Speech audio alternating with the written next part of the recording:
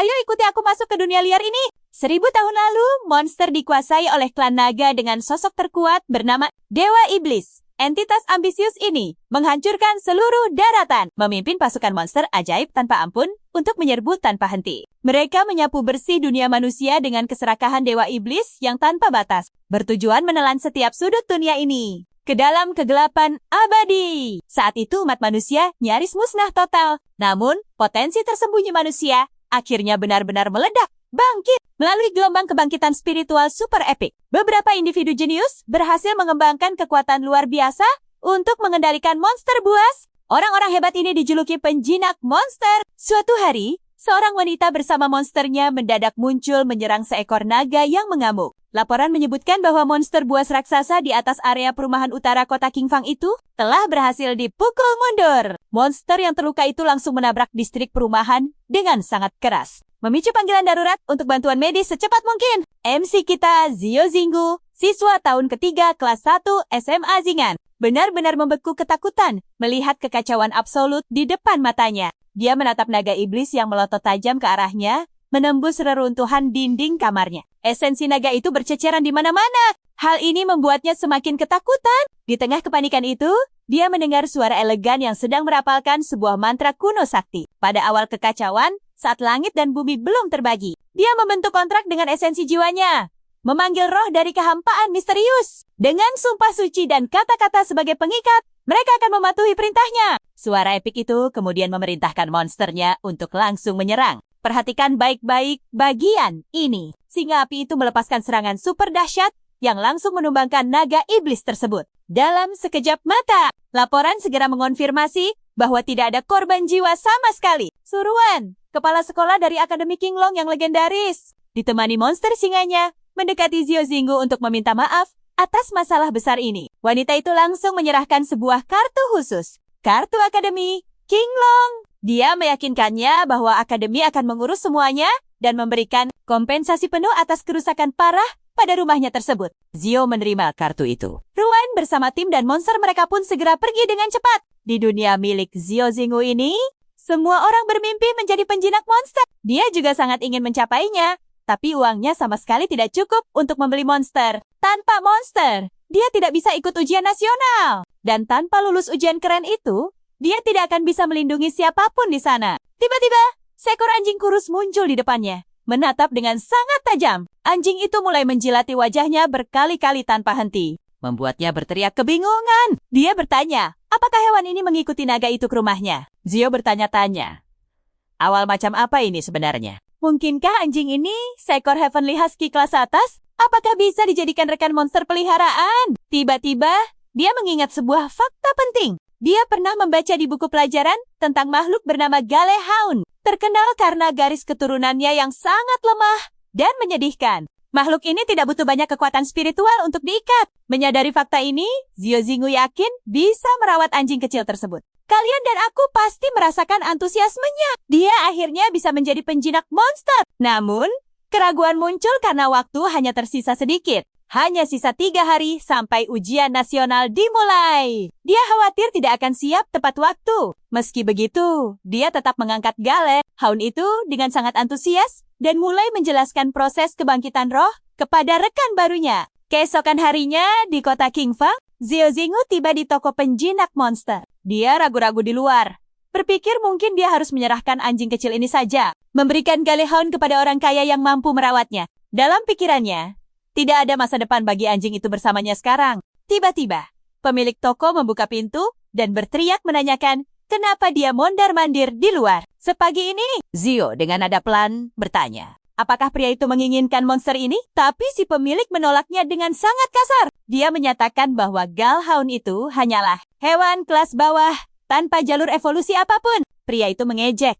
Tak ada orang bodoh yang mau membeli makhluk selemah itu. Lalu mengusir Zio. Pergi! Galehound merintih ketakutan, menempel erat ke dada Zio untuk mencari perlindungan aman. Merasa sangat frustrasi, Zio balas berteriak bahwa bos itu bisa saja menolak dengan sopan tanpa harus bersikap kasar. Saat dia berbalik untuk pergi, boom! Sebuah layar sistem mendadak muncul di depan matanya. Layar itu menampilkan detail Galehound. Level awal, peringkat nomor 1. Kesetiaan 59.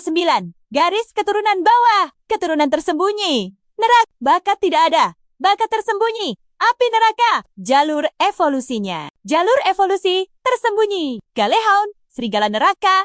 Gale, serigala nether neraka. Hingga serigala Divine Inferno Yama. Zio Zingu benar-benar tercengang. Dia ragu. Apakah matanya salah lihat? Mengucek matanya berulang kali demi memastikan ini bukan mimpi belaka. Dia membukanya lagi dan layar itu masih ada di sana. Saking kagetnya, dia berseru tentang jalur evolusi tersembunyi itu. Langsung menarik perhatian pemilik toko. Pria itu balas berteriak bahwa Galehound tidak punya evolusi dan mengusirnya lagi. Menyadari bahwa pemilik toko itu ternyata tidak bisa melihat layarnya, Zio bertanya-tanya, apakah cuma dia yang memiliki sistem ini? Di dekat sana, Suji, siswa tahun ketiga kelas unggulan, dan anak pria terkaya di kota Qingfang ini memperhatikan Zio. Dia mengenalinya sebagai siswa miskin yang sebenarnya sama sekali tidak berencana ikut ujian nasional karena tidak punya peliharaan satupun. Mendekatinya perlahan, Suji mengejek dan bertanya apakah si Zio ini berhasil mendapatkan monster. Nah, kalian pasti tak sabar melihat kelanjutannya kan? Zio langsung menarik anjingnya dan menyuruhnya tutup mulut. Ayo ikut aku, lihat anjing gel ini. G menyeringai dan mengejeknya. Bilang kalau Zingu pasti nggak berniat ikut ujian. Persis seperti tebakan Lena. Sambil tertawa, G bersumbar bahwa Zingu takkan lulus meski sudah memaksakan diri. Merasa bingung, Zingu lalu bertanya apa maksud ucapannya. Soal Lena. Dengan nada mengejek, dia mengungkap kalau Jang Lena, mantan pacar Zingu, sudah lama pacaran dengannya. Dan tepat di momen itu, Lena benar-benar muncul. Dia memanggil X, mengeluh karena sedari tadi mencarinya kemana-mana. Dengan nada manja, ke-10 menjawab kalau dia baru saja bertemu teman lama dan berhenti sebentar untuk menyapa. Awalnya Lena tampak terkejut melihat Zingu ada di sana. Tapi sedetik kemudian dia malah tertawa terbahak-bahak. Dengan sombong, dia menyuruh G berhenti bercanda. Menegaskan bahwa dia dan Zingu sudah lama putus. Sambil terus mengejek mantannya itu. Dia sengaja bilang ngapain juga peduli. Kalau pecundang sepertinya melihat dia bersama cowok kaya. Lena mendengus meremehkan saat melihat anjing gel itu. Menyebut peliharaannya itu benar-benar menyedihkan. Habis kesabaran, Zingu meneriaki Lena agar tidak lupa siapa yang menolongnya saat dia sedang jatuh. Miskin dulu. Zingu menyuruhnya menikmati hidup bersama si pacar kaya. Tapi mengingatkan kalau Zingu lah yang mencampakkannya duluan. Mendengar hal itu, G langsung marah besar dan mengancam akan menghancurkan Zingu di ujian nasional karena sudah bicara begitu. Tapi tebak, Zingu sama sekali nggak peduli. Menjulurkan lidahnya dan langsung pergi meninggalkan mereka. Lena menyuruh pacarnya mengabaikan Zingu. Menyebutnya cuma pecundang miskin dengan peliharaan yang sama sekali tidak berguna. Dengan angkuh dia berucap harusnya dia membuang Zingu sejak dulu. Zingu menahan keinginan untuk berdebat lagi. Dia memutuskan untuk diam dan membiarkan aksinya yang membuktikan semuanya. Kondoro, Andara, pembawa acara mengumumkan dimulainya ujian tingkat nasional untuk para penjinak monster. Nah, perhatikan bagian ini karena semuanya mulai memanas. Peserta diinstruksikan masuk ke arena dan ujian akhirnya resmi dimulai. Murid-murid terkejut melihat Zingu ada di antara peserta. Sambil berbisik-bisik, mereka bertanya-tanya, kenapa cowok sepertinya bisa ikut? Padahal, 3 hari lalu, dia bahkan tidak punya monster peliharaan. Seorang murid nyeletuk kalau Zingu ini baru saja mendaftar ujian. Dan sebenarnya tidak punya uang untuk membeli monster. Yang lain menimpali. Zingu ternyata mendaftar ke Qinglong Academy, yang merupakan akademi paling bergengsi dari 4 akademi utama. Jelas saja partisipasinya ini bikin semua orang makin kaget. Di tengah semua ejekan dan rasa tidak percaya itu, Zingu berdiri tenang di depan meja pendaftaran. Dia abaikan semua cibiran murahan itu. Zingu menyapa guru di balik meja dan menyatakan kesiapannya untuk ikut ujian. Chen Kenyan, seorang guru penerimaan dari Qinglong Academy di distrik Qingfang, mengonfirmasi data namanya dan bertanya apakah dia benar-benar Zingu dengan senyum mantap. Zingu membenarkan kalau dia datang untuk ikut ujian. Kenyan menyadari bahwa Zingu adalah satu-satunya murid asal distrik Qingfang yang berani mendaftar ke Qinglong Academy. Guru itu menatapnya penuh rasa penasaran. Tapi sebelum ujian sempat dimulai, Suji tiba-tiba datang, mengejek Zingu karena mencoba sesuatu yang jauh di luar kemampuannya. Dia menekankan bahwa selama 5 tahun terakhir ini, cuma ada 8 murid dari kota Qingfang yang berani mendaftar ke Qinglong Academy. Dan tidak ada satupun yang berhasil. Makin mencemooh Zingu, bertanya dengan sarkas apa dia benar-benar berpikir bisa lulus saat semua orang hebat lainnya Gagal, cowok itu menantang. Kalau Zingu berhasil masuk, dia akan berlutut dan memanggilnya, "Ayah!" Kalian dengar itu kan? Dia baru saja menggali kuburannya sendiri. Zingu tetap tenang, membalas dengan santai hingga membuat ke-10 meremas kertas di tangannya karena emosi. Mengabaikan badut itu, Zingu menoleh ke Kenyon dan menyatakan dirinya sudah siap memulai tes. Dengan raut wajah serius, Kenyon menjelaskan bahwa ujian masuk untuk akademi sebesar Qinglong Academy itu sangatlah ketat. Dia mengingatkan Zingu karena tidak mencantumkan akademi cadangan sama sekali. Dia memperingatkan bahwa gagal di ujian ini berarti dia tidak bisa mendaftar ke akademi penjinak monster manapun. Murid-murid yang menonton langsung tertawa pecah. Beberapa berteriak bahwa syarat minimal kekuatan spiritual Qinglong Academy adalah 800. Angka gila yang mereka yakini mustahil dicapai oleh Zingu. Tak goyah oleh ejekan itu, Zingu mengangguk paham pada pernyataan Kenyon dan meminta agar tesnya segera dilanjutkan. Kenyon menjelaskan tes pertama ini adalah penilaian kekuatan spiritual. Dia menyuruh Zingu meletakkan tangannya di atas meteran pengukur kekuatan yang akan menghitung level energinya. Zingu menurut, dan mesin itu pun mulai menampilkan energinya. Kenyon menyebut hasil awalnya 316. Nadanya terdengar sangat kecewa. Kerumunan kembali meledak dalam tawa mengejek. Ji ikut campur dengan sarkas, menunjuk bagaimana Zingu merasa dirinya spesial, padahal menyentuh syarat minimal akademi saja tidak mampu. Mengira hasil itu sudah final, Kenyon berniat memanggil peserta ujian berikutnya. Merasa kecewa karena Zingu tak menunjukkan potensi. Tapi sebelum dia selesai bicara, sebuah teriakan kaget dari kerumunan terdengar nyaring, menyadarkan semua orang bahwa kekuatan spiritual Zingu sedang berubah. Kenyon berbalik ke arah meteran dan menatap takjub saat energi Zingu meroket gila-gilaan. Mesin menampilkan 621, 711, dan 802. Penonton syok. Seseorang bahkan berspekulasi kalau mesinnya pasti rusak karena angka itu terlalu mustahil. Tapi mesin itu terus berjalan hingga berhenti di angka 1028. Kenyon menatap tak percaya. Dia tahu persis kekuatan spiritual menentukan berapa banyak monster yang bisa dikontrak. Setiap 100 poin berarti bisa mengikat satu monster. Dengan skor 1028, itu berarti Zingu berpotensi jadi penjinak bintang 10. Gila kan? Pasti kalian tak sabar lihat kelanjutannya. Kerumunan mulai heboh membandingkannya. Temani aku di sini, kita bakal lihat gimana jenius bintang 10 itu sangat langka di kerajaan naga. Cuma ada beberapa dalam puluhan tahun terakhir. Kenan mengumumkan skornya keras-keras. Suaranya benar-benar bergetar karena sangat takjub. Semua murid langsung membandingkan skor Zingu dengan Yingwang, jenius terkenal tahun lalu yang mencetak skor 130.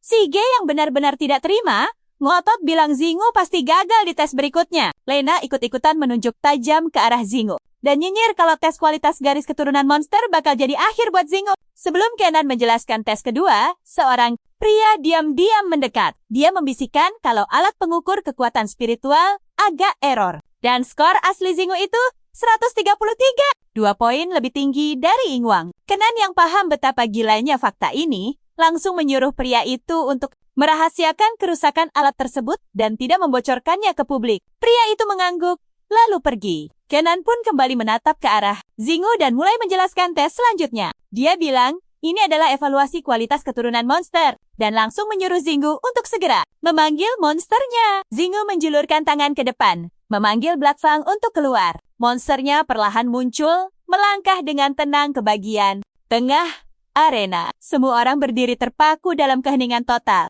menunggu wujud asli monster Zingu itu. Tiba-tiba beberapa detik kemudian, seekor Galehon muncul di tengah, meringkuk dan tidur sangat nyenyak. Penonton langsung heboh dan berteriak tidak percaya, mempertanyakan apakah itu monster kasta paling bawah secara kualitas keturunan. Beberapa mulai mengejeknya. Heran, siapa juga yang masih mau mengontrak Galehon di zaman sekarang? Kenan langsung menepuk jidatnya karena pusing melihat hal konyol ini. Di saat kekuatan spiritual Zingu luar biasa, kualitas keturunan dari monster kontrak itu sama pentingnya bagi seorang Beastmaster sejati. Monster dengan keturunan lemah bakal sangat membatasi masa depan tuannya. Kenan akhirnya meminta maaf kepada Zingu tercinta dan menjelaskan bahwa dia tidak bisa meluluskannya karena monster itu. Tapi sebelum Kenan resmi menggagalkannya, tiba-tiba terdengar suara. Nah, perhatikan baik-baik bagian ini. Seorang murid berteriak heboh, menyadarkan semua orang kalau makhluk di depan mereka bukanlah Galehon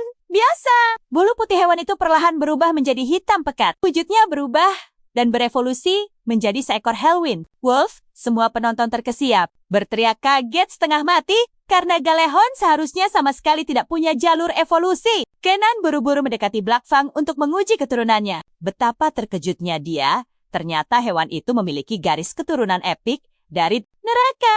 Kenan bertanya-tanya, apakah ini evolusi tahap keduanya? Dan senyum lebar menghiasi wajahnya saat dia akhirnya menyadari betapa spesialnya sosok Zingu. Kenan secara resmi mengumumkan kalau Zingu lulus ujian dan langsung menyambutnya masuk ke dalam akademi Qinglong. Kerumunan masih melongo. Suji yang tidak bisa menerima hasil itu memutuskan untuk segera kabur diam-diam bersama dengan Lena. Zingu menyadari mereka mulai pergi lalu berteriak, menanyakan mereka mau kemana dan apa.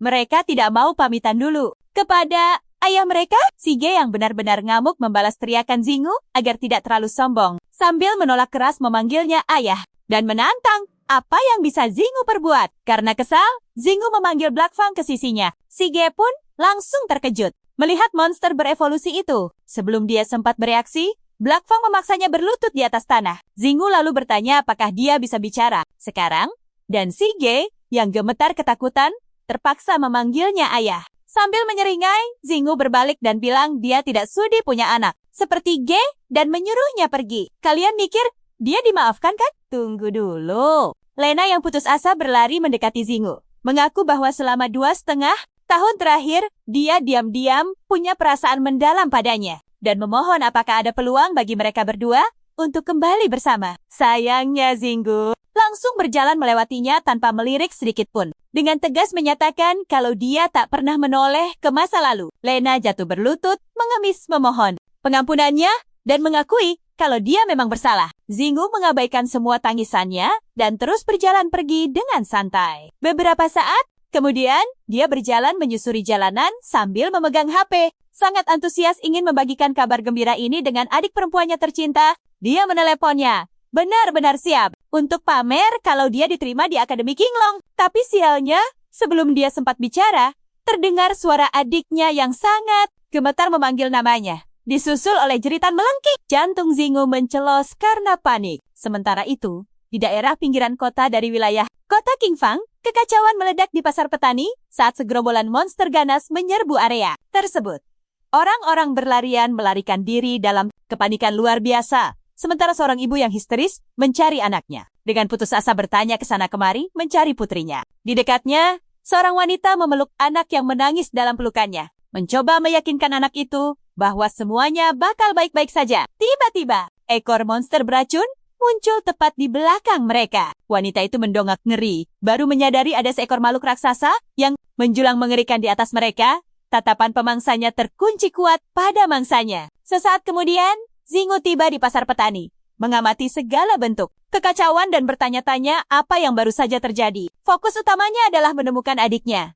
Saat dia mencari dengan sangat brutal, tatapannya jatuh pada monster raksasa di depan sana. Karena panik, dia langsung berlari ke arahnya bersama Black Fang di sisinya. Mendadak, pandangannya kabur dan cairan energi kemerahan mulai menetes dari matanya. Dia sadar, fenomena aneh itu terjadi lagi padanya. Dan tiba-tiba, cerita ini makin gila kan? Antarmuka sistem mendadak muncul, nampilin deretan skill Black Fang, dan menyuruhnya langsung memilih satu kemampuan baru. Sini kumpul bersamaku. Zingu yang ragu menekan ya, menyuruh Black Fang memakai Hellbind. Tapi anehnya tidak terjadi apa-apa. Black Fang siap siaga menunggu perintah yang benar. Bikin frustrasi, monster itu malah mulai melepaskan ekornya. Ekornya terlepas dari batu dan langsung mengarah ke adiknya. Zingu panik luar biasa. Otaknya berputar mencari cara menyelamatkannya. Di tengah keputusasaan, dia teringat Suran dan murid Qinglong Academy yang merapalkan mantra saat bertarung, lalu memutuskan meniru mereka. Zingu mulai merapal mantra dengan suara bergetar tapi penuh tekad. Dia menyerukan kata-kata kuno, mengikat janji, memanggil roh dari kehampaan lewat ikatan jiwa. Secara luar biasa, Black Fang langsung mengalami transformasi super cepat di depannya. Berevolusi menjadi Hellwind Wolf yang epik. Tanpa basa-basi, Zingu langsung memerintahkan Black Fang menggunakan jurus mautnya. Hell. Black Fang patuh, melepaskan serangan dahsyat yang membelah monster itu. Debu perlahan menghilang, dan Black Fang kembali ke wujud asli Galehound. Zingu masih syok berat. Terbata-bata tak percaya dia benar-benar berhasil menumbangkan monster. Inikah kekuatan sejati dari seorang Beastmaster? Tiba-tiba sadar dari lamunannya, dia langsung berlari sangat kencang menghampiri sang adik. Dia bertanya apa adiknya baik-baik saja. Lega melihatnya tanpa luka, Zingu meminta maaf karena terlambat, tapi sangat bersyukur. Adiknya aman. Sang adik memeluknya erat, bertanya bagaimana dia bisa menang. Dengan kebanggaan yang meluap, Zingu mengaku bahwa dia sudah diterima di Qinglong Academy dan resmi menjadi Beastmaster. Tepat saat itu Black Fang melompat ke pelukannya. Zingu mengenalkan monster kontraknya kepada sang adik. Dengan bangga menyebutnya Hellstorm Wolf Black Fang. Orang-orang di sekitarnya masih terpukau melihat monster yang tumbang itu. Saat warga bertanya, tak percaya apakah Zingu yang mengalahkannya sendirian, pemuda itu mengangguk penuh kebanggaan. Seorang ibu yang bersyukur memanggil putrinya yang berlari sambil menangis lega. Zingu dan adiknya lalu mendekati sisa monster itu. Zingu menemukan intinya lalu mengambilnya. Itu adalah inti tingkat awal dengan elemen kekuatan racun, yang mampu meningkatkan serangan racun sebanyak 5 poin dan menambah 10 poin pengalaman. Dengan cepat, Zingu langsung memutuskan memakainya. Tahu bahwa kemajuan kecil sangat berguna untuk evolusi Black Fang nantinya. Dia melempar inti itu, lalu melihat monster kesayangannya menangkapnya dengan sangat mudah di udara. Berbalik menatap warga, Zingu meyakinkan bahwa bahaya mencekam telah berlalu dan mereka bisa tenang. Orang-orang berkerumun, memuji dan berterima kasih karena dia sudah menjadi pahlawan mereka. Gadis kecil yang adiknya selamatkan tadi bilang ingin menjadi Beastmaster hebat sepertinya. Zingu tersenyum hangat, lalu mengelus kepala anak itu dengan lembut. Dia memberinya semangat. Sangat yakin gadis itu akan jadi sosok luar biasa nantinya. Beastmaster kelak. Malam harinya di apartemen mereka, cahaya bulan yang terang menyinari lubang dinding dan menyorot wajah Zingu yang sedang tidur pulas. Adiknya masuk pelan-pelan, berdiri diam memperhatikannya dari belakang. Sesaat kemudian, dia perhatikan baik-baik bagian ini. Sang adik mengeluarkan kekuatan misterius, memunculkan tanda naga di punggungnya. Wajahnya langsung menjadi tegang. Dia bergegas keluar menuju dapur, mengambil ponselnya dengan cepat. Dia langsung melaporkan situasi ini kepada seseorang di seberang telepon, bahwa kutukan Dragon Rune masih aktif. Dia memastikan segel pada esensi Dragon King juga masih utuh sempurna di sana. Dengan bingung, dia bertanya, bagaimana Zingu bisa membuat kontrak monster padahal masih disegel? Suaranya sedikit meninggi lantaran rasa frustrasinya. Mengatakan ini sangat tidak masuk akal. Suara misterius itu menjawab dengan tenang. Menduga mungkin ini murni adalah jalan takdir yang bermain. Mereka menyuruhnya terus mengawasi Zingu tanpa lengah. Sang adik mengiyakan perintah itu.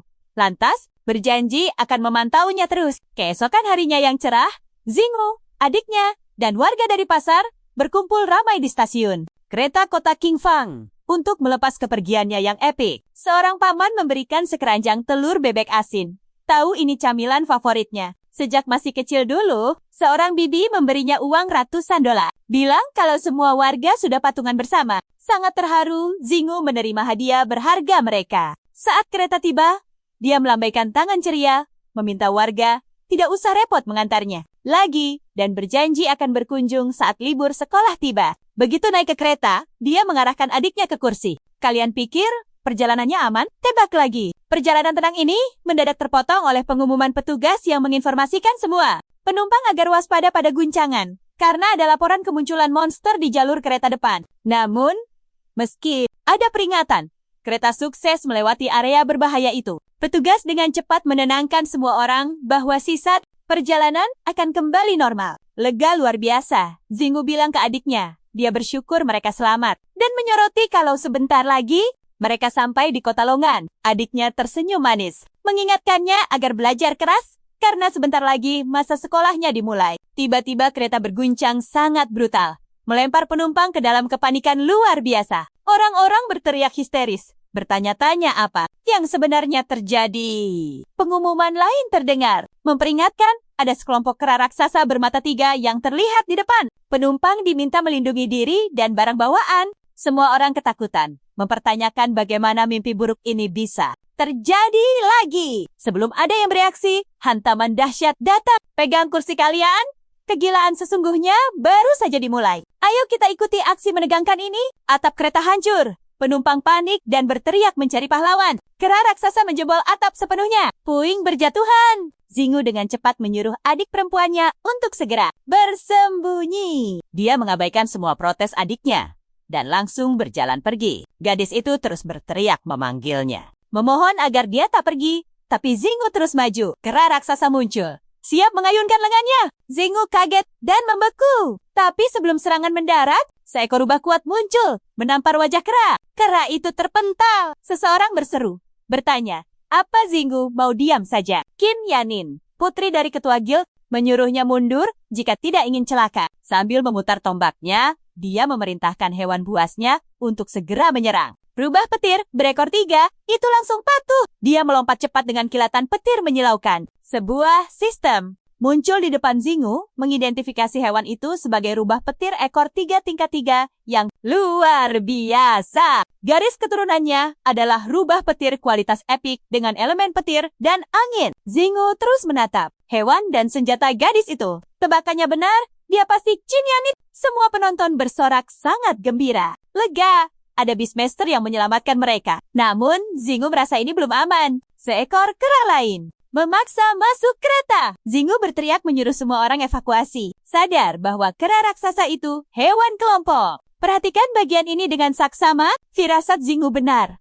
3 kera tambahan mendobrak masuk membuat banyak kekacauan.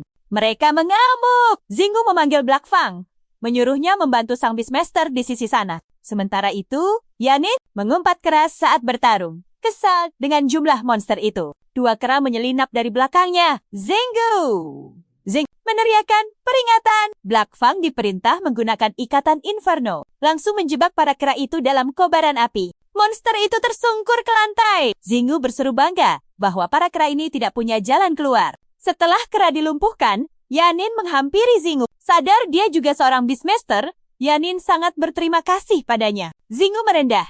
Berkata Beastmaster lain pasti melakukan hal serupa. Fokusnya lalu beralih pada rubah Yanin. Melihatnya lesu dan murung. Sistem mendiagnosis trauma pasca pertempuran dan merekomendasikan sebuah pengobatan sangat khusus yang manjur. Hancurkan bunga anemon, rendam di air panas, tambahkan katalis petir, dan campur dengan inti sihir. Monster tipe air. Zingu lalu bertanya, apakah rubahnya sering terlalu heboh saat bertarung tapi malah lesu? Setelahnya, sangat terkejut. Yanin bertanya, dari mana Zingu bisa mengetahui semua rahasia rubahnya itu? Dia menjelaskan bahwa rubah itu mengalami trauma. Zingu beralasan pernah membaca tentang penyakit itu di buku. Dia sengaja menyembunyikan fakta tentang sistem itu.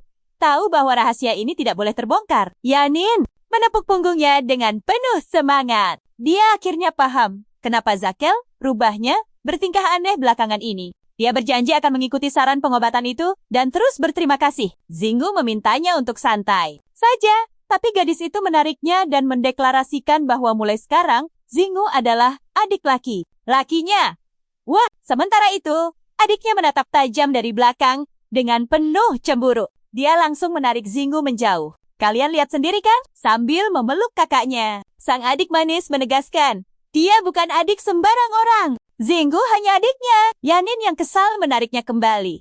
Tapi sang adik tak mau kalah dan menariknya lagi. Sambil tersenyum jahil, Yanin bilang kalau begitu adiknya Zingu jadi adiknya juga. Mereka terus bertengkar, saling menarik. Zingu yang terjebak di tengah memohon kedua saudari ini untuk berhenti. Karena badannya bisa terbelah 2. Nanti, di Istana Pusat Akademi Qinglong, para murid baru berkumpul, membentuk barisan yang sangat rapi. Dekan Lin Kang berdiri tegak di samping wakil kepala sekolah. Lin Kang menyambut hangat murid baru, menyuruh mereka bersabar menunggu sang kepala sekolah tiba. Zingu berdiri merenungkan perjalanannya. Setelah berpisah dengan Yanin dan melewati drama aneh, dia akhirnya berhasil masuk. Zingu resmi terdaftar. Tiba-tiba, auman super keras menggelegar. Seekor singa gagah dengan api ungu menyala muncul mencuri perhatian. Semua orang langsung tahu itu adalah tunggangan milik Direktur Suruhan. Dia turun ke panggung bersama singanya. Dengan elegan, dia turun dan bergabung. Lin Kang lalu bertanya, apakah dia bersedia memberi sambutan? Mata Zingu terbelalak lebar. Dia sadar wanita ini adalah sosok yang melawan naga iblis.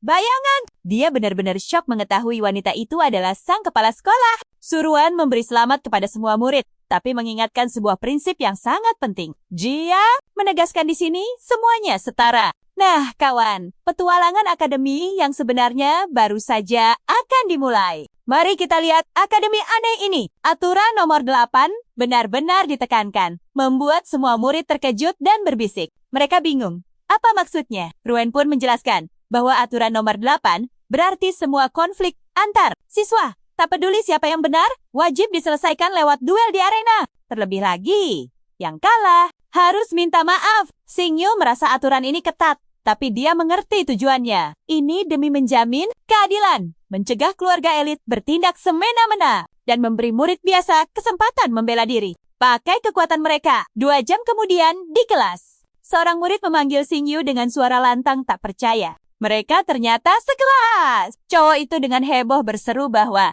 kekuatan spiritual Xingyu nyaris sebanding dengan kehebatan Yingwang. Xingyu cuma diam sebelum makin ricuh. Kenan masuk dan menyuruh cowok itu segera duduk santai. Kenan mengingatkan kelas segera dimulai. Murid itu menurut, duduk di sebelah Xingyu dan berbisik pelan. Mulai sekarang, dia akan menjadi pengikutnya. Kenan lalu menulis namanya di papan tulis, meminta semua tenang. Dia memperkenalkan diri sebagai wali kelas mereka. Harapannya, para murid bisa mendapatkan ilmu yang sangat berharga. Selama di Akademi Qinglong, dia menyuruh mereka membuka buku panduan hewan buas pendamping bab pertama. Di situ, mereka mulai belajar teori dasar pendamping. Kenan menjelaskan, kekuatan seekor hewan pendamping itu ditentukan oleh 2 hal utama. Faktor pertama adalah tingkat tahap evolusi hewan pendamping tersebut. Ya, mulai dari bentuk awal, dewasa, sempurna, transenden, hingga raja hewan buas. Faktor kedua adalah kualitas garis keturunannya dari rendah sampai tinggi. Keturunan elit otomatis menekan yang levelnya lebih bawah. Selain itu, ada efek penekanan elemen bawaan. Dia memberi contoh sederhana, memakai sistem 5 elemen dasar. Logam, kayu, air, api, dan tanah. Siklus penekanannya begini. Kayu menahan tanah, tanah menahan air, air memadamkan api melebur logam, dan logam memotong kayu. Selain kelima elemen itu, ada elemen langka seperti pasir dan petir. Di tengah penjelasan ini, Xingyu yang mulai bosan, malah ngorok keras di kursinya. Suara itu mengganggu seisi kelas. Kenan langsung mengambil kapur dan melemparnya. Tepat sasaran, Xingyu tersentak bangun. Kenan menyuruhnya berdiri tegak dan langsung mengomeli murid pemalas itu. Kenan menyindir nyalinya, besar sekali berani tidur di kelas, lalu melempar pertanyaan jebakan. Dia meminta, Xingyu, perhatikan baik-baik, ini menegangkan. Kenan menyuruhnya menebak kelemahan kadal iblis langit, atau dia harus angkat kaki. Tapi Xingyu dengan santai menjawab, kelemahan kadal iblis langit adalah kantung racun di bawah perutnya. Kenan kagum, lalu bertanya lagi, di mana habitat buaya kondor es? Tanpa ragu, Xingyu menjawab, mereka ada di wilayah danau Frostfall Kerajaan Naga Selatan dan kolam dingin di bawah. Air terjun Gletser Sin. Teman sekelasnya bergumam takjub mendengar jawaban super detail itu. Kenan makin penasaran. Dia mengujinya lagi. Apa yang Xingyu lakukan jika bertemu harimau pembelah langit di alam liar? Jawabannya bikin semua orang melongo. Dia bilang akan menggigit kartu identitasnya, lalu rebahan di tempat teduh. Kenan bingung, minta penjelasan. Xingyu santai bilang, harimau itu adalah monster mutasi level raja. Cuma master level 6 ke atas yang punya peluang menang buat pemula. Bertemu monster itu artinya tamat riwayat mereka. Dia menambahkan, menggigit kartu identitas bikin keluarganya gampang mengenali tubuhnya nanti. Dan mencari tempat yang teduh akan mencegah badannya hancur terlalu cepat. Ruangan langsung hening sejenak.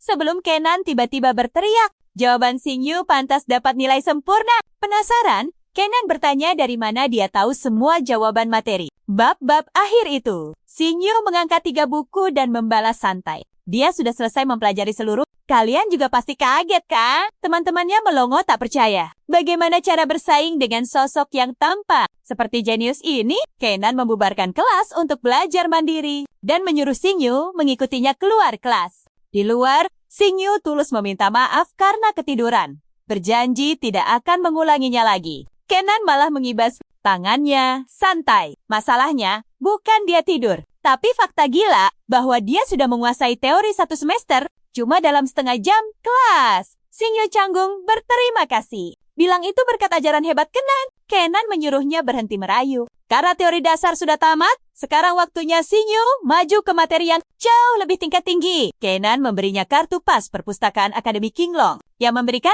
akses masuk dan meminjam buku secara bebas. Xingyu tertegun mendapat hak istimewa ini. Tapi Kenan hanya menepuk bahunya. Kalian dan aku tahu, ini baru permulaan. Tak ada lagi yang bisa diajarkan. Singkat cerita, Xingyu tiba. Ayo ikut aku, masuk ke cerita yang seru banget. Di Perpustakaan Agung Akademi Qinglong, dia mengambil buku dan membaca di sudut yang tenang berjam-jam. Saat asyik melahap beberapa buku, tiba-tiba Wang Yan, putra dari wakil kepala sekolah Wang Dingxiang, menerobos masuk ke sana. Dia datang ke perpustakaan bersama kelompok pengikutnya. Yan dengan lantang mengklaim bahwa Akademi Qinglong adalah miliknya dan menyuruh semua orang pergi. Siswa lain ketakutan dan langsung patuh, tapi Xingyu tetap duduk santai. Yan lalu menoleh ke arah para gadis di sana, memaksa mereka tinggal untuk menemaninya. Gadis-gadis itu gemetar ketakutan dan memohon agar mereka dibiarkan pergi saja. Xingyu yang kesal langsung menutup bukunya dengan keras dan menyuruh mereka diam. Tanpa ragu sedikit pun, dia melempar buku itu tepat ke arah Yan. Buku itu menghantam kepalanya dengan telak. Yan yang sekarang mengamuk menuntut siapa yang berani tidak sopan padanya. Salah satu dari anak buahnya menunjuk Xingyu dan berteriak, "Dialah pelakunya." Xingyu sama sekali tidak gentar. Malah bertanya apakah Yan sedang menindas perempuan dan menambahkan kalau dia tidak tahu malu. Yan mencibir sombong, bertanya siapa sebenarnya Xingyu ini dan apakah dia berniat menjadi seorang pahlawan. Salah satu gadis yang cemas memperingatkan Xingyu untuk lari, menjelaskan bahwa Yan adalah anak dari wakil kepala sekolah. Kang Gudi! Xingyu mengabaikan kekhawatiran itu, berkomentar bahwa ayah Yan Yong, seorang wakil kepala sekolah, pastinya menjelaskan kesombongannya ini. Yan tersenyum sinis. Senang karena Xingyu sepertinya mulai memahami posisinya. Perhatikan baik-baik bagian ini. Yan menyuruhnya berlutut. Tapi tebak apa? Xingyu membalas dengan tendangan super cepat ke arah selangkangan Yan, menghancurkan dua telurnya dalam satu serangan telak, membuat Yan bergulingan di lantai menahan penderitaan luar biasa. Saat Yan terkapar, memegangi dirinya karena kesakitan, anak buahnya bergegas mendekat, bertanya apakah dia baik-baik saja. Yan berhasil mengangkat tangannya yang gemetar dan menatap Xingyu dengan amarah yang meluap. Sambil menggertakkan gigi, dia berteriak bahwa Xingyu akan menyesali perbuatannya dan bersumpah bahwa dia tidak akan membiarkannya pergi begitu saja setelah berani mencari masalah dengannya. Yan berteriak pada Xingyu, menyatakan bahwa dia akan menunjukkan siapa yang sebenarnya berkuasa di Akademi Qinglong. Tapi sebelum dia bisa lanjut, sebuah suara yang tenang namun sangat berwibawa memotong, menyebut nada bicara Yan terlalu sombong. Suruhan memasuki perpustakaan dengan Kenyan di sisinya. Yan panik, bertanya-tanya bagaimana Ruen bisa tahu secepat itu. Ruan menegur Jan, menyatakan bahwa dia tidak sadar Akademi Qinglong sekarang sudah berada di bawah kendalinya. Nada tajamnya membuat Yan tidak bisa berkata-kata. Ruen memberitahunya bahwa dia sudah memahami situasinya. Dan, menurut Pasal 8 Peraturan Sekolah, konflik antar siswa harus diselesaikan melalui duel resmi di arena. Dia langsung memerintahkan mereka berdua untuk menyelesaikan perselisihan di arena. Tidak lama kemudian, alun-alun arena akademi sudah dipadati oleh para siswa yang bergegas menonton pertandingan antara Xingyu dan Yan. Banyak yang menebak-nebak hasilnya, terutama karena makhluk buas milik Yan. Kalian pasti meragukan peluang Xingyu kan? Macan tutul pembelah langit 6 cakar milik Yan, itu kualitas legendaris. Tapi, salah satu teman sekelasnya dengan percaya diri menjawab bahwa Xingyu itu tidak terkalahkan. Sementara itu, Kenyan mengamati keributan tersebut dari jendela terdekat. Diam-diam berharap Xingyu tidak akan mengecewakannya. Sang pembawa acara mengumumkan bahwa pertandingan akan segera dimulai dan menginstruksikan kedua pesaing untuk memasuki arena. Yan mendekati Xingyu, menggelengkan kepalanya dengan rasa kasihan palsu, dan memberitahunya bahwa dia akan segera belajar akibat melawannya. Xingyu yang ceria dan sama sekali tidak peduli, menjawab bahwa dia sangat menantikan permintaan maaf Yan. Tanggapan itu jelas semakin membuat Yan murka. Pembawa acara memberi sinyal dimulainya pertandingan. Yan meletakkan tangannya di tanah, memanggil makhluk buasnya. Seekor macan tutul es yang luar biasa muncul. 6 cakar setajam siletnya berkilauan di bawah sinar matahari. Para siswa terkesiap kagum saat pembawa acara memperkenalkan makhluk itu. Makhluk garis keturunan legendaris dengan atribut ganda, es, dan angin. Saat Xingyu menghadapi macan tutul itu, pandangannya kabur dan matanya memerah tajam ketika antar muka dari sistem aktif. Sistem mengonfirmasi bahwa makhluk Yan adalah macan tutul pembelah langit 6 cakar tingkat, satu tahap awal. Dengan atribut ganda es dan angin, Zingu sempat terkejut sesaat oleh sifat atribut gandanya. Namun dia dengan cepat menenangkan diri, memutuskan sudah waktunya untuk beraksi. Mengangkat tangannya, Zingu memanggil Black Fang. Makhluk buasnya pun muncul. Dengan aura yang sangat mendominasi, menarik napas keheranan dari para penonton. Teman-teman sekelas Zingu kagum melihat kehadiran Black Fang yang mengintimidasi dan berkomentar bahwa dari segi penampilan saja, macan tutul es itu sudah kalah telak. Di area tempat duduk VIP, Ruwen mempelajari Black Fang dengan penuh rasa penasaran. Dia mencatat bahwa itu menyerupai versi evolusi dari Galehound. Tetapi dia bingung karena tahu Galehound selalu dianggap sebagai makhluk tidak berguna tanpa jalur evolusi. Apapun, dia pun bertanya-tanya. Bagaimana Zingu berhasil mencapai transformasi gila seperti itu? Yan yang tidak terkesan tertawa keras dan menuduh Zingu hanya mencoba. Menarik perhatian, dia dengan percaya diri memerintahkan macan tutul esnya untuk menyerang dengan cakar es penghancur. Sebagai tanggapan, Zingu memerintahkan Black Fang menggunakan gerakan ular. Black Fang dengan terampil menghindari cakar es tajam yang diarahkan padanya, melesat menjauh dengan kelincahan luar biasa. Namun, macan tutul es bergerak lebih cepat dari perkiraan dan menghantam sisi Black Fang, meninggalkan bekas cakar yang membuatnya melolong kesakitan. Black Fang gemetar menahan lukanya. Jadi, apa yang bakal terjadi selanjutnya? Kita tonton bareng nanti. Sini kumpul. Canyon akhirnya sadar kalau Black Fang punya elemen ganda angin dan api. Sementara matutul es itu punya elemen es dan angin. Jelas ini bikin Black Fang rugi besar. Soalnya es kan secara alami menekan api. Maka tutul es mengayunkan cakarnya lagi. Serangan mematikan.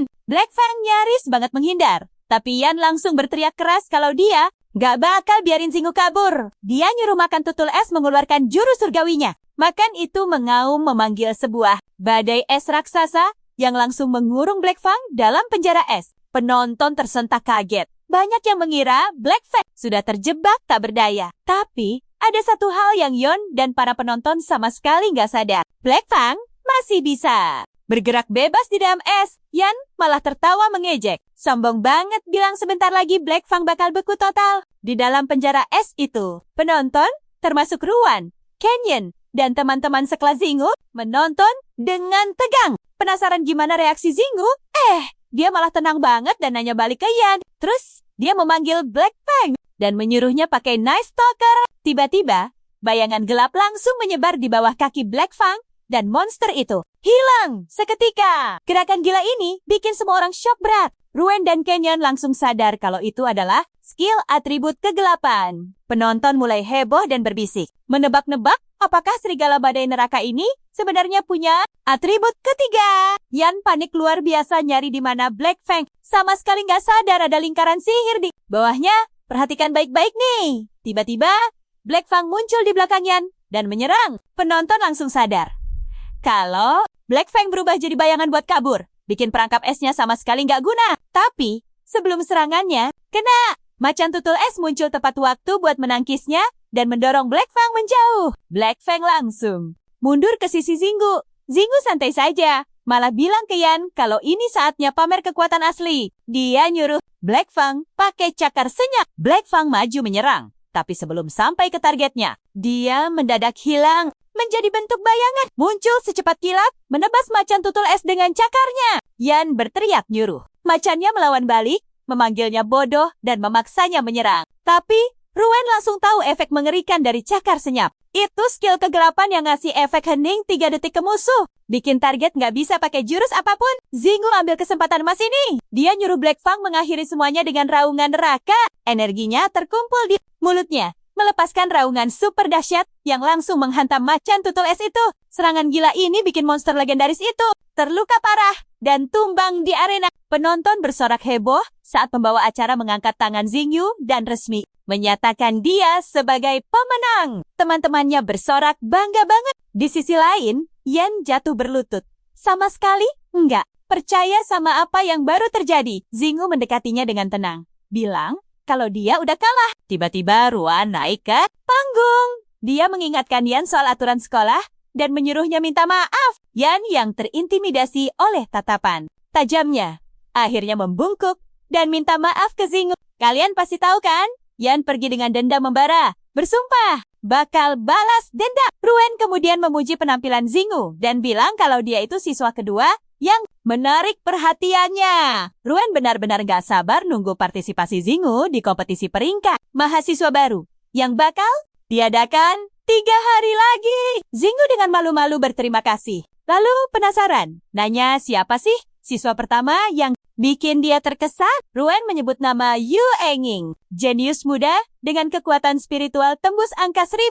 Xingyu sama sekali nggak kaget kalau itu dia lagi. Dia ingat pernah dengar soal isu Ning pas ujian masuk. Cewek itu emang bikin semua orang kagum. Sebelum pergi, Ruen memuji bakatnya dan memberinya sebuah cincin spasial sebagai hadiah atas kemenangannya. Xingyu bengong. Dia tahu banget cincin spasial itu benda super mahal buat para Beastmaster. Alat penyimpanan canggih ini bisa menampung apa saja. Makanan, suplemen, sampai inti monster hasil pertarungan. Apalagi benda ini sangat praktis. Xingyu menerimanya dengan rendah hati dan berterima kasih. Setelah kelas bubar, dia langsung pulang. Memikirkan kakaknya yang pasti udah nunggu di rumah. Memutuskan buat buru-buru, dia jalan cepat menyusuri jalanan. Tapi tiba-tiba, ada seorang anak kecil muncul entah dari mana dan menabraknya. Karena khawatir, dia berjongkok dan nanya apa dia baik-baik saja. Gadis itu gugup bilang kalau dia nggak apa-apa. Xingyu mengelus kepalanya lembut, menyuruhnya untuk lebih hati-hati dan pulang dengan selamat. Pas mau pergi, gadis kecil itu malah erat memeluk kakinya. Sambil menangis sedih, dia berteriak kalau dia nggak punya tempat tinggal dan memohon agar Xingyu mau merawatnya. Singkat cerita, Xingyu pulang ke asrama keluarga bawa anak itu. Kakaknya, Ruishu, langsung marah besar. Dia teriak, ini baru hari pertama di kota Longgar, dan adiknya malah udah nyulik anak orang. Dengan benjolan baru di kepalanya, Xingyu membantah keras dan terus memohon buat menjelaskan semuanya. Ruishu menunjuk ke arah anak itu, bilang bukti nyatanya udah jelas. Terus, gimana kelanjutannya? Kita lihat bareng di episode selanjutnya ya. Sini kumpul bareng aku. Xingyu jelasin kalau Xiaoying takut sama monster, jadi nggak cocok jadi Beastmaster. Apalagi keluarganya tega, menyiksanya sampai dia nekat kabur dari rumah. Xingyu lalu membawanya kembali buat bantu ngalahin rasa takutnya. Xiaoying akhirnya setuju, menangis dan memohon pada Ruishu supaya boleh tinggal. Dia benar-benar menolak pulang. Melihat air mata Xiaoying yang begitu sedih, Ruishu luluh dan membiarkannya menetap. Tapi, dia memberi peringatan keras buat Xingyu biar gak milih cewek dari keluarga E. Peringatan ini bikin dia bingung total. Esoknya di Akademi Qinglong, para murid udah pada kumpul di lapangan buat tes serangan. Xingyu antar. Masih kepikiran soal peringatan aneh Ruishu tentang keluarga E. Tiba-tiba, teman sekelasnya, muncul dari belakang dan nanya apa yang dia gumamkan soal keluarga E. Xingyu lalu ngasih tahu kalau guru mereka, Canyon, baru aja bilang, pelajaran hari ini tuh soal posisi di medan tempur. Xingyu minta dia jelasin. Merasa bersalah karena ngelamun, Xingyu akhirnya ngejelasin kalau posisi tempur itu pembagian peran kerja sama para Beastmaster. Di dalam pertarungan, dia menjabarkan 5 peran utama. Shooter itu monster yang jago serangan jarak jauh buat ngasih cedera kritis dari jauh. Mage fokus ke skill kendali skala besar. Pas banget buat tawuran. Nah, Tank punya pertahanan dan skill pemulihan kelas atas. Jadi tameng buat tim. Kalau Assassin, itu monster lincah super cepat yang tugasnya menghabisi musuh yang energinya kritis. Terakhir, support. Mereka punya skill buff yang ningkatin kemampuan tempur tim. Mendengar itu, Xingyu ngangguk paham dan nanya posisi apa yang cocok buat Storm Butterfly miliknya. Tapi belum sempat Xingyu jawab, Canyon teriak, nyuruh Xingyu diam pas jam pelajaran. Xingyu cuma bisa pasrah dan langsung kicep. Canyon lanjut ngejelasin kalau tiap murid bakal memanggil monster mereka sesuai nomor urut buat evaluasi. Tes ini yang nentuin posisi tempur mereka nanti. Waktu Sonu manggil monsternya, Canyon langsung ngecap itu sebagai tank karena daya tahannya luar. Biasa banget. Di sisi lain, Storm Butterfly punya Xingyu, jago banget serangan air area luas, otomatis masuk kategori magi. Sekarang, tibalah giliran si Xingyu. Perhatikan, baik-baik. Canyon bilang tes pertama ngukur kekuatan serangan. Xingyu dengan pedenya langsung mengaktifkan sihir panggilannya. Keluarlah Black Fang. Dia langsung nyuruh monsternya serang alat tes pakai jurus Hellhound. Bumi sampai bergetar kencang waktu Black Fang ngelepasin kekuatan penuhnya. Alat tes langsung nyatat serangan kritikal 3 kali lipat dengan skor kerusakan gila. 6 6.371. Semua melongo. Soalnya monster pemula biasanya susah nembus 1.500. Canyon shock berat. Dia tahu banget serangan spesial monster pemula rata-rata cuma di angka 500 sampai 1.500. Dia sampai nggak percaya. Helga Lewolf cetak kritikal beruntun di atas 2.000. Xingyu yang semangat. Nanya apa? Dia udah pantas jadi assassin. Tapi Canyon yang terpesona sama potensi Black Fang. Ngotot buat lanjutin tesnya. Masuk tahap kedua, tes jarak serangan. Xingyu merintahin Black Fang pakai Hellfire. Gak nyangka serangannya melesat sejauh. Jarak yang epik banget. Wah, Xingyu sampai nyeletuk kalau Xingyu cocoknya jadi shooter. Lanjut ke tes ketiga. Pertahanan. Black Fang berhasil nahan serangan. Wah, Xingyu teriak kagum. Bilang kalau bahkan Ice Armor Turtle milik Canyon, monster spesialis pertahanan absolut, gak bakal bisa nembus pertahanan keras Black Fang. Di tes keempat. Kendali wilayah. Black Fang pakai skill Hellbind. Rantai bayangan super kuat ini bikin Wah Xingyu mikir Xingyu malah cocok. Jadi mage. Terakhir, tes buff. Canyon nganalisis data Black Fang dengan teliti. Hasilnya bikin jantungan. Setiap monster teman yang ada dalam radius 10 meter dari Black Fang bakal dapat tambahan tempur 30%. Plus kecepatan gerak dan serang 10%. Semua murid melotot syok ngeliat angka itu. Wah Xingyu yang penasaran langsung nanya ke Canyon, posisi apa yang kira-kira? Kalian dan aku pasti mikir hal yang sama nih. Punya monster serba bisa begini?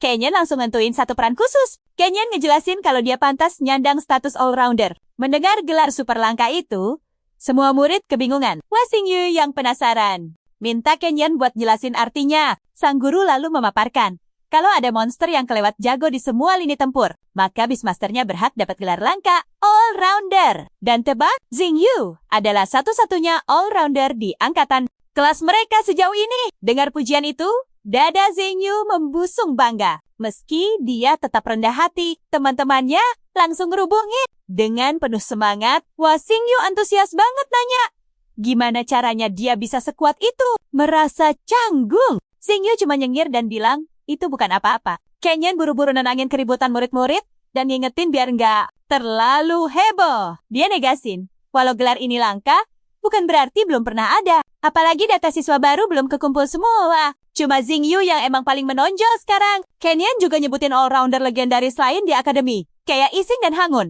Dari tahun kedua, plus Mirangkung dan Lebar Xuanchang dari angkatan ketiga, dia nyemangatin semua murid buat terus berlatih keras. Karena semua orang punya potensi buat jadi lebih kuat. Sepulang sekolah, Xingyu jalan santai di trotoar buat beli nutrisi buat Black Fang demi turnamen besok. Sampai di sini dulu. Tapi percayalah, kalian harus tonton kelanjutannya yang makin pecah. Tahan napas kalian, kita langsung mulai. Sekelompok pria kekar memblokir jalan Xingyu dari toko. Satu orang maju dan menantangnya, membuat Xingyu mengernyit. Xingyu bertanya siapa mereka, tapi si pria malah mengabaikannya dan mengejek. Bilang kalau siapapun yang berani tidak kenal. Black Tiger Guild pasti sedang cari masalah besar. Yan dengan tidak sabar langsung bertanya pada bosnya, Sang Presiden Lei, kenapa mereka malah buang waktu ngobrol? Yan menyarankan untuk mematahkan kaki Xingyu sebagai pelajaran. Dan tebak apa? Lei akhirnya setuju. Lei maju menantang Xingyu. Menuduhnya sudah bikin masalah besar untuk tuan muda Wang mereka. Dan dengan sombongnya, bilang kalau keberuntungannya sudah habis. Xingyu diam-diam memperhatikan. Kelompok ini ternyata isinya Beastmaster bintang 3 dan 4. Dia santai saja bertanya, apa wajar mengeroyok Beastmaster bintang 1 seperti dirinya? Yan malah tertawa lepas. Lalu, menyatakan mereka menindasnya justru karena mereka mampu. Sambil mengejek, Yan menantang apa yang bisa Xingyu lakukan. Menanggapi itu, Lei langsung mengaktifkan kekuatannya. Dia mengumumkan akan mengurus Xingyu sendiri, lalu memanggil monster andalannya, Thunder Tiger. Lei menyuruhnya menyerang tanpa ampun. Tapi Xingyu santai memanggil Black Fang, yang tiba-tiba muncul dan langsung mengunci rahang kuatnya ke leher harimau itu, membantingnya ke tanah. Lei panik dan langsung menyalahkan Yan karena tidak pernah memperingatkannya kalau monster Xingyu sekuat ini. Dia benar-benar syok melihat monster tahap biasa bisa menandingi kekuatan Thunder Tiger tahap luar biasa miliknya. Melihat benturan sengit itu, kekuatan mereka ternyata seimbang. Mulai kembali tenang, Lei tersenyum sinis. Nah, perhatikan baik-baik bagian ini. Dia menantang apa Xingyu si pemula ini lebih tangguh dari seluruh anggota Black Tiger Guild. Lewat sinyalnya, semua anggota memanggil monster harimau mereka, berbaris rapi, menggeram ganas, dan bersiap untuk menyerang. menyerang. Tapi sebelum mereka maju, sebuah suara tegas menyela dari belakang, menantang nyali Black Tiger Guild untuk menguji kekuatan melawan Celestial Guild yang jelas jauh lebih superior. Zingu langsung lega melihat Yanin tiba tepat pada waktunya. Lei dan semua anggotanya langsung membeku ketakutan saat sadar mereka sudah dikepung habis-habisan. Lei sangat tahu kalau Celestial Guild adalah guild peringkat kedua di kota Longgar. Bahkan Hurricane Guild di peringkat pertama saja pasti berpikir 2 kali sebelum nekat mencari gara-gara dengan mereka. Dengan senyum terpaksa, Lei bertanya sangat sopan apa yang membawa Yanin kemari. Yanin mendekati Zingu dengan santai merangkulnya sambil menjelaskan kalau saja dia tidak kebetulan lewat, dia tak akan pernah tahu kelakuan Lei yang berencana mengganggu adik kesayangannya. Lei makin syok luar biasa. Dengan ragu dia bertanya, bukankah Yanin ini putri tunggal presiden? Lalu, kapan dia tiba-tiba punya saudara? Yanin menjawab tenang, menyatakan Zingu adalah saudara angkat resminya. Dia langsung memberi peringatan keras. Aku tahu, kalian pasti tersenyum lihat ini. Siapapun yang mengganggu Zingu, berarti langsung melawannya. Lei langsung terdiam dan gemetar ketakutan. Biar lebih jelas, Yanin memberi isyarat keren ke kelompoknya yang langsung memanggil semua monster. Kuat mereka. Sebuah ancaman diam-diam, namun mematikan. Dia menambahkan, siapapun yang berani menyentuh saudaranya, berarti menyatakan perang melawan Celestial Guild. Lei yang makin berkeringat dingin terbata-bata.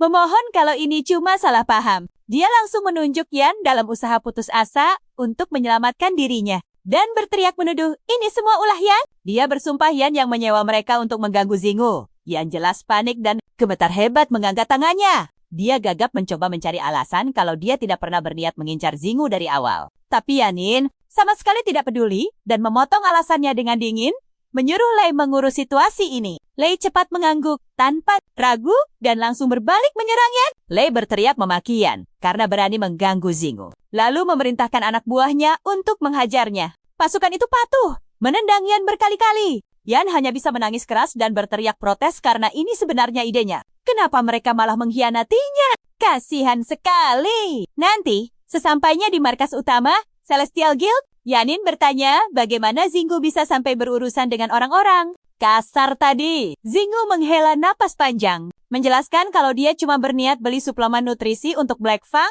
dan tiba-tiba saja semuanya jadi kacau balau begini. Yanin memarahinya dengan lembut, bilang kalau memang butuh suplemen nutrisi, dia harusnya langsung minta saja padanya, karena Celestial Guild punya stok melimpah. Yanin menambahkan, kapanpun dia butuh suplemen, tinggal beritahu saja, karena itu semua gratis 100% untuknya. Zingu sangat terkejut dengan kebaikannya yang gila ini, mengaku tidak sadar kalau Yanin itu sangat suka membantu. Dia juga menambahkan kalau sebelumnya belum paham betapa pentingnya status. Yanin sebagai putri tunggal Presiden Celestial Guild, sambil jalan-jalan santai, Yanin menunjuk fasilitas mewah di sekitar mereka, menjelaskan kalau gedung megah ini sebenarnya berfungsi sebagai pusat latihan utama Celestial Guild. Tempat ini dipenuhi peralatan paling mutakhir untuk meningkatkan kemampuan tempur para bis. Master!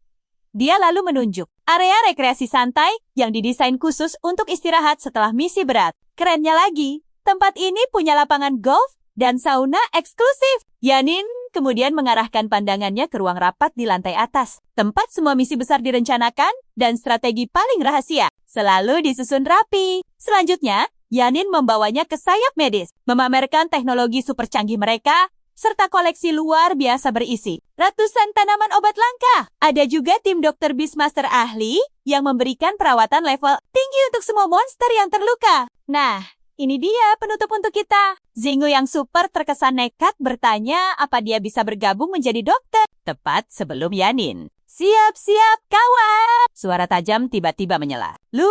Wakil Ketua Celestial Guild masuk dan langsung menginterogasi Singip. Dia heran bagaimana bocah ini bisa masuk. Ide menjadi dokter guild ditertawakan habis-habisan karena dinilai sangat konyol. Apalagi dengan usianya yang masih muda. Yanin lalu memanggil Lu Bibi dan menjelaskan bahwa Xingyu inilah orangnya. Sosok hebat yang pernah dia ceritakan. Pahlawan yang membantunya menundukkan kera raksasa bermata 3 di dalam kereta. Yanin juga menyebutnya sebagai saudara angkat. Obrolan seru mereka mendadak terpotong saat seorang anggota guild berlari masuk. Dengan panik, dia melapor, ada beberapa monster terluka parah di ruang medis. dan mereka sangat kekurangan tenaga. Staf medis kewalahan. Dia cemas bertanya pada Lu, yang langsung menyuruhnya segera menghubungi bantuan dari cabang lain dan meminta Yamron memanggil bantuan dari guild lain. Tapi sayangnya pria itu bilang, sudah tidak ada waktu. Monster itu terluka terlalu parah dan nyaris tamat. Melihat situasi genting ini, Xingyu pun tidak tinggal diam. Dia menawarkan diri untuk bantu. Dengan tegas dia bilang waktu sangat berharga dan dia akan mengurusnya sendiri. 1 menit kemudian, monster malang itu dilarikan ke rumah sakit di dalam markas Celestial Guild. Dokter jaga! Langsung mengarahkan staf ke meja operasi 3. Pasiennya adalah seekor Savage Mastiff bermata hijau yang terluka amat parah. Dokter berteriak minta cadangan cairan medis, sementara pemilik Mastiff berlari mendekat, memohon sambil menangis agar hewannya diselamatkan. Staf medis mencoba menutup lukanya menggunakan alat penjepit khusus. Tapi sayangnya usaha mereka sama sekali tidak membuahkan hasil. Dengan panik mereka menyiapkan obat, tapi itu juga gagal menahan lukanya. Metode biasa benar-benar tidak berguna. Xingyu, coba perhatikan baik-baik. Xingyu mendekati Mastiff itu dan langsung menggunakan sistemnya untuk menganalisis situasi gawat ini. Sistem mendeteksi monster itu sebagai makhluk tingkat transenden tahap 3. Loyalitas 95% dengan garis keturunan elit. Tanda vitalnya menunjukkan trauma berat akibat serangan Golden Needle Venomous Beaking, meninggalkan luka tusukan tajam yang mengerikan. Luka-lukanya tertutup lendir hijau menyala. Itu racun unik sang lebah yang membuat lukanya sangat mustahil untuk bisa sembuh. Xingyu dengan tenang menjelaskan bahwa lendir hijau itu adalah racun mematikan dari Golden Needle Venomous Beaking. Racun yang membuat lukanya tidak bisa menutup. Menatap sang Beastmaster, dia bilang tahu cara menyembuhkannya. Tapi bertanya, apakah pemiliknya percaya padanya? Dalam keputusasaan, Beastmaster itu tidak punya pilihan lain selain percaya dan memohon pada Xingyu untuk menyelamatkan Mastiff. Xingyu gerak cepat menyuruh dokter menyiapkan obat. Mereka harus menggiling 1 batang rumput Heavenly Spirit bersama bunga iris ungu untuk membuat 20 gram cairan medis. Lalu tambahkan inti sihir atribut racun dari monster. Tingkat transenden dan rebus campuran itu selama 5 menit. Salah satu dokter malah ragu dan balik bertanya apakah bahan beracun itu justru akan memperparah lukanya. Xingyu dengan tegas menjawab bahwa mereka wajib mengikuti resepnya sekarang juga. Sebab sedikit saja penundaan, mereka akan kehilangan momen kritis dan Mastiff itu pasti akan segera tiada. Sang pemilik, kalian pasti ikut gregetan. Sang pemilik makin panik, membentak dokter agar berhenti ragu dan segera siapkan obatnya. 5 menit kemudian, satu dokter kembali membawa cairan medisnya. Xingyu memakai sarung tangan, mengambil sedikit ramuan super itu, dan mengoleskannya langsung ke luka sang Mastiff. Hewan itu melolong kesakitan. Tapi tak lama, lukanya menutup rapat dan perlahan mulai sembuh. Sang Beastmaster sangat terharu, menangis sambil menenangkan Mastiff kesayangannya, memastikan bahwa semuanya akan baik-baik saja. Sementara itu, Xingyu menghampiri Lu dengan santai, bertanya apakah kinerjanya barusan cukup memuaskan. Lu akhirnya mengakui bahwa dia telah jauh melampaui ekspektasinya dan sadar dia salah besar karena sempat meremehkannya. Sambil mengulurkan tangan, Lu secara resmi mengundangnya bergabung ke Celestial Guild sebagai alkemis jalur khusus. Xingyu langsung menjabat tangan Lu dan dengan rendah hati menerima kehormatan itu. Malam harinya, saat Xingyu pulang, Ruisho yang memegang kontrak Celestial Guild langsung menginterogasinya. Dia bertanya apakah Xingyu pulang telat karena sibuk menandatangani kontrak menjadi seorang alkemis spesialis. Xingyu cuma mengangguk pelan. Ruisho langsung memalingkan wajah dan dengan suara pelan menyindir kalau sepertinya Xingyu sudah menemukan kakak perempuan baru dan melupakan saudara kandungnya sendiri. Xingyu buru-buru menyangkal, menegaskan kalau itu sama sekali tidak benar. Shiming yang penasaran, lucu banget. Malah nanya apa itu alkemis spesialis dan apakah benda itu bisa dimakan? Astaga! Sambil tertawa lepas, Xingyu menjelaskan bahwa dengan menjadi alkemis khusus Celestial Guild, dia akan menerima bayaran besar. Dia berjanji, gaji pertamanya akan dipakai mentraktir mereka pesta makan besar akhir pekan ini. Shiming langsung bersorak super girang, berteriak tidak sabar menunggu pesta itu. Sementara di tempat lain, Wang Yan terbaring babak belur penuh luka parah. Mendidih karena amarah, dia berteriak tidak akan pernah memaafkan Xingyu. Teriakannya seketika terputus saat Ding Xiang memasuki kamar dan memanggil Yan si pecundang tidak berguna. Yan yang hampir menangis memohon agar ayahnya itu membela dirinya. Nah, Tebak apa yang terjadi? Ayahnya malah meremehkan. Memarahi Yan yang bikin malu seluruh kehormatan keluarga Wang. Sini, kumpul bareng aku. Kita tonton Yan yang nangis Bombay, mengusap air matanya. Ngeles membela diri kalau si Xingyu itu punya monster dengan 3 elemen berbeda dan backingan kuat dari Guild Celestial, yang bikin dia mustahil banget buat dikalahkan demi merebut kembali harga dirinya. Dingxiang sempat mikir sebentar dan mengakui kalau Guild Celestial emang organisasi super ngeri yang gak berani disenggol keluarga Wang. Tapi dia senyum sinis dan bilang kalau seandainya Xingyu kena musibah apes saat ujian Yinan, mungkin karena diterkam monster ajaib, yaitu murni kecelakaan dan gak ada hubungannya sama mereka. Sehari kemudian di Gunung Yinan, Dingxiang pidato di depan semua siswa, ngumumin kalau ujian buat murid baru resmi dimulai. Dia ngejelasin kalau acara seru ini bakal langsung disiarkan online buat ditonton seluruh penjuru negeri. Dingxiang lanjut jelasin aturannya. Ngomong kalau gelang pintar yang dipakai tiap siswa bakal ngerekam jumlah monster yang ditumbangkan dan video pertarungan mereka secara langsung. Terus soal sistem nilainya, numbangin 1-10 monster dapat nilai C, 11-30 dapat B, 31-50 dapat nilai A. Nah, perhatikan aturan ini bareng aku. Karena numbangin lebih dari 80 monster bakal dapat peringkat S plus Super Elite. Sebelum ujiannya beneran mulai, Ruan minta Dingxiang bacain nama siswa serba bisa tahun ini. Dingxiang langsung setuju dan ngumumin ada 3 siswa baru super jago. Ada Murong Yuxing dari kelas 1, putra sulung idaman dari keluarga Murong. Terus, Murong Xingchen dari kelas 1, putri kedua keluarga Murong. Dan pastinya, jagoan kita, Xiao Xingyu dari kelas 3. Dengar ini, Xingyu langsung mikirin keluarga Murong. Dan ingat, kalau di negara naga, ada 4 klan penakluk monster terkuat, yaitu keluarga Ye, Li, Murong, dan Shangguan. Dia penasaran apa ini keluarga Murong yang legendaris itu. Sementara itu, di ruang siaran Akademi Qinglong, para pembawa acara yaitu Ruan Dingxiang, Jianyan, dan Yang Zhu udah ngumpul bareng buat jadi komentator.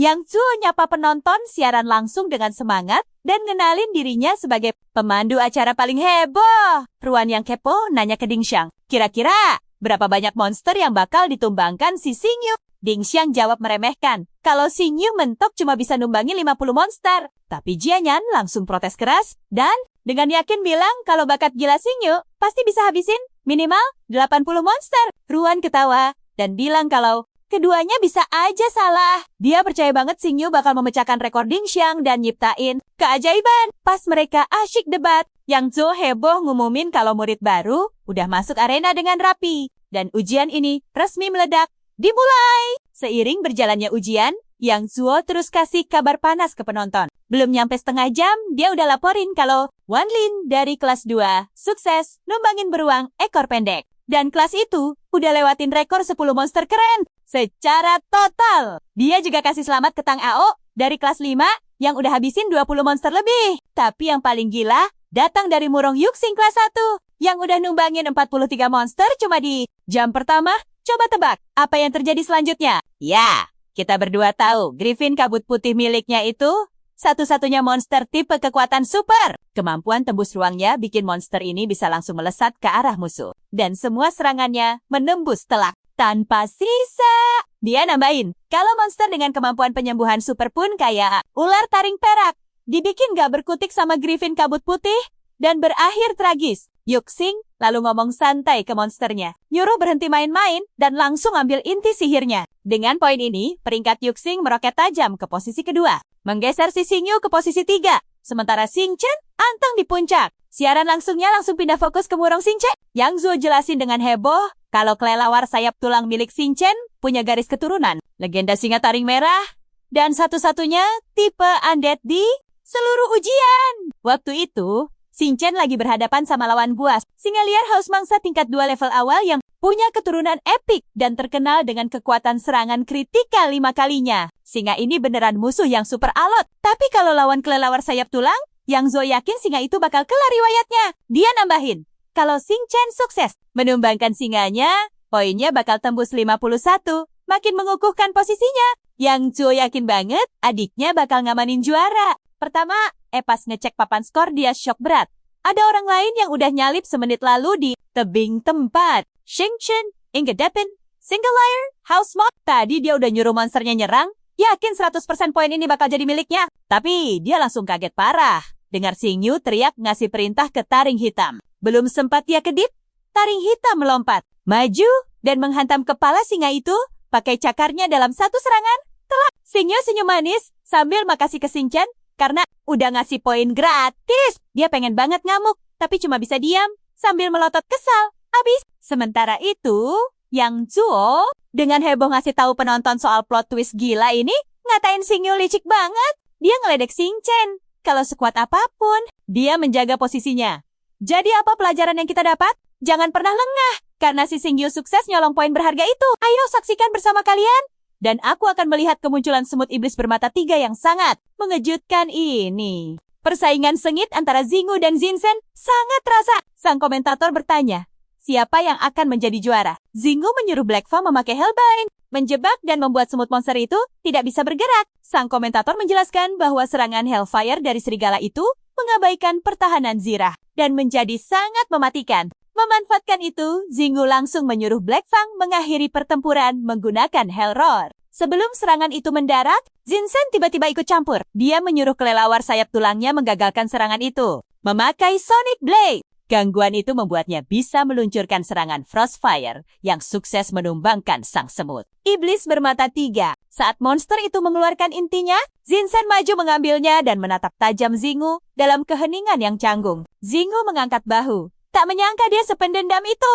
Sang komentator sangat antusias melihat ujian semakin seru. Dia mengumumkan bahwa poin Xingyu dan Jinsen kini seimbang di posisi pertama dan bertanya siapa pemenangnya. Dengan sisa waktu kurang dari 1 jam, dia meminta penonton terus menyaksikan akhir yang sangat mendebarkan. Beberapa menit kemudian, Xingyu melihat monster di sungai dan menyuruh Black Fang mengejarnya. Namun seseorang mendahuluinya. Sang komentator berseru bahwa Jinsen kembali mengincar Xingyu dan merebut buruannya lagi tepat di depan mata. Selama setengah jam terakhir, Jinsen berhasil memimpin poin dengan terus mengikuti Xingyu dan merebut semua buruannya. Xingyu menegurnya bahwa mencuri buruan itu salah dan bertanya apakah dia akan terus mengusiknya tanpa henti. Tahan napas, karena kalian dan aku akan melihat apakah Jinsen makin unggul atau Xingyu membalikan keadaan. Penonton di kolom obrolan menyadari bahwa bakat luar biasa Jinsen tampaknya sudah jauh melampaui kakaknya sendiri. Gerakan beraninya benar-benar mengimbangi Xingyu dengan mantap. Xingyu bilang dia tidak akan menahan diri lagi.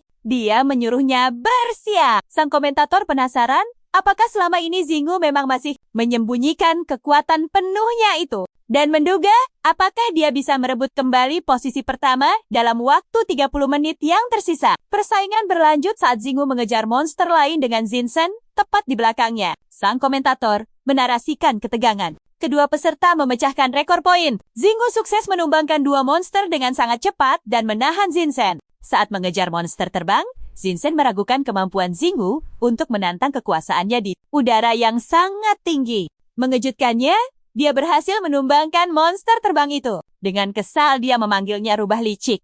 Tapi Xingyu tersenyum. Xingyu bilang dengan sisa waktu kurang dari 30 detik. Peluangnya untuk menang sudah benar-benar hilang. Posisi pertama adalah miliknya. Jinsen yang kesal terus memanggilnya licik. Xingyu dengan pasrah bertanya hanya itu. Obrolan mereka tiba-tiba terhenti saat seekor monster besar muncul dari balik batu raksasa di dekatnya. Kalian dan aku pasti kaget mendengar penyiar panik. Kenapa monster tingkat 3 berevolusi penuh muncul sekarang? Monster raksasa itu langsung menyerang. Zing! Dia melompat ke punggung Black Fang, siap untuk menghadapinya langsung. Saat monster itu mengaum dan menerjang, tanah di bawah mereka hancur, membuat Xingyu dan serigalanya terjatuh. Jatuh dari tebing, Xingyu berteriak kaget. Jinsen yang terkejut memanggil namanya dengan cemas, lalu segera berlari. Di tepi jurang, dia melihatnya bergelantungan pada dahan bersama Black Fang yang memegang erat kakinya. Kelelawar sayap tulangnya langsung menahan monster tingkat 3 itu, sementara Jinsen mencondongkan tubuhnya ke tepi jurang, mengulurkan tangan dan menyuruh Xingyu meraihnya. Saat Xingyu bersiap, tangannya terhenti karena pandangannya tertuju ke bawah. Dia melihat Wang Yan bersembunyi di semak-semak dan mengamati kekacauan itu sebelum Xingyu bisa memprosesnya. Dahan itu patah. Jinsen menjerit memanggilnya saat dia dan Black Fang jatuh bebas ke jurang bawah. Di ruang siaran Canyon berdiri marah, menyatakan akan menyelamatkan muridnya. Ran mencoba menenangkannya, mengingatkan bahwa Xingyu dan Jinsen juga muridnya. Dan sebagai kepala sekolah, dia tidak akan membiarkan sesuatu terjadi pada mereka. Mereka bergegas ke lapangan dan Canyon bersumpah menyuruh pihak keamanan segera memulai prosedur penyelamatan darurat secepatnya. Dingang menyeringai tipis.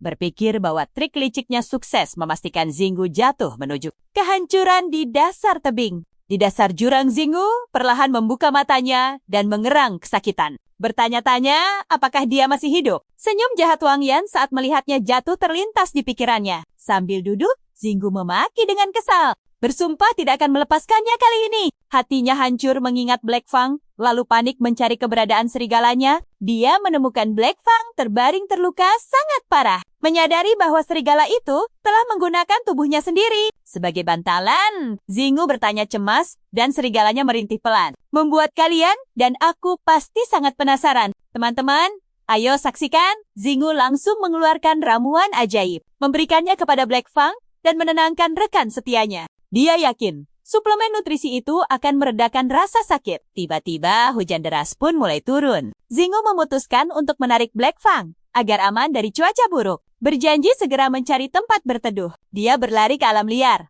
menemukan sebuah gua, lalu masuk sambil melihat keluar. Memikirkan kapan hujannya reda. Pikiran Xinggu melayang pada adiknya. Dia tahu Xingen pasti sangat cemas memikirkannya di saat seperti ini. Teringat bantuan adiknya saat ujian. Dia penasaran kabarnya. Tiba-tiba, suara dahan patah dari belakang membuatnya terkejut. Tahan napas kalian. Dia berbalik tajam, tapi sebuah tangan mencekik lehernya. Diiringi ancaman keras dari seorang wanita. Karena melihat wajahnya, terengah-engah, Xinggu memakai sistemnya untuk memindai. Mengungkap identitas wanita itu sebagai monster kuat. Monster tingkat 1 dengan garis keturunan mitos. Kemampuannya sungguh gila.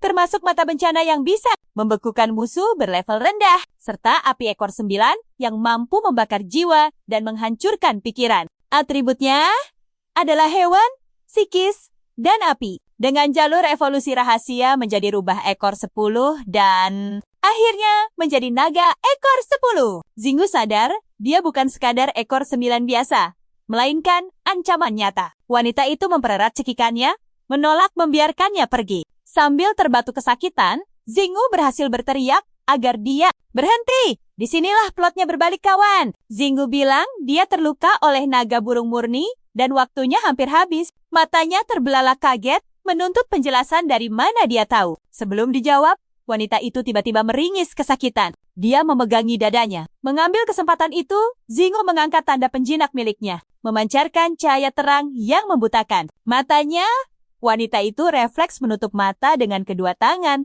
melepaskan cekikan di lehernya. Terengah-engah, mengambil napas. Xinggu kembali tenang, dan dengan yakin berkata bahwa dia tahu siapa wanita itu. Sangat mudah menebak. Kondisinya mengingat identitasnya sebagai ekor 9. Sistem pun membenarkan analisanya. Wanita ini sedang terluka sangat parah. Tenaganya menghilang. Sistem menjelaskan kekuatan naga burung murni telah merusak pembuluh nadinya dan membuat aliran energinya mengalir terbalik. Pikiran Xinggu berputar cepat. Meski tidak paham mengapa naga burung murni yang punah 300 tahun lalu bisa muncul, dia harus menenangkannya. Dengan sangat berani, Xinggu menyatakan bahwa dia bisa menyelamatkannya. Merasa ragu, wanita itu bertanya bagaimana penjinak bintang 1 bisa menyembuhkannya. Padahal, dokter penjinak terbaik di antara manusia pun pasti akan merasa itu sangat mustahil. Xinggu meyakinkannya bahwa itu sama sekali tidak sulit baginya. Namun ada satu syarat, dia harus membuat kontrak spiritual dengannya. Xinggu sadar, meski menurut kalian ini keputusan tepat, dia memang bisa menyelamatkannya, tapi tidak ingin mengambil risiko disingkirkan setelahnya.